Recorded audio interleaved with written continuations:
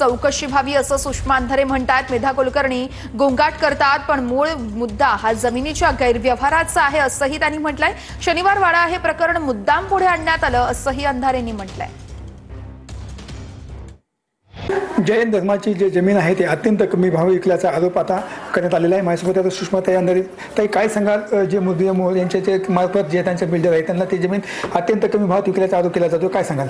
मात्र या सगळ्या प्रकरणामध्ये ज्या गोखले बिल्डरच्या घशात ही जमीन घालायचा प्रयत्न झाला, त्या गोखले बिल्डर सोबत यांची भागीदारी होती। त्या भागीदारीच्या संदर्भाने आमदार रवींद्र धंगेकरांनी सगळे आरोप केलेले आहेत।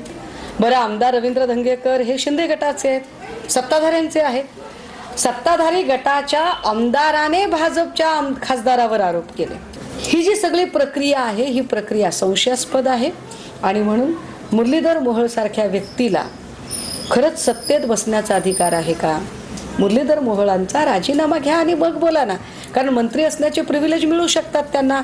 मुरलीधर मोहोळांचा विषय डायव्हर्ट करण्यासाठी भाजपाचे अनेक लोक मोहोळांच्या मदतीला धावलेले आहेत। मुरलीधर मोहोळांचा विषय बाजूला पडावा यासाठी जाणीवपूर्वक, हे मी फार जबाबदारीने TV9 ला सांगते, मुरलीधर मोहोळांनी जैन ट्रस्टची जी जागा हडप करण्याचा प्रयत्न केला, हा मुद्दा बाजूला पडावा यासाठी ठरवून मेधा कुलकर्णी एक गोंगाट करण्याचा प्रयत्न करत आहेत।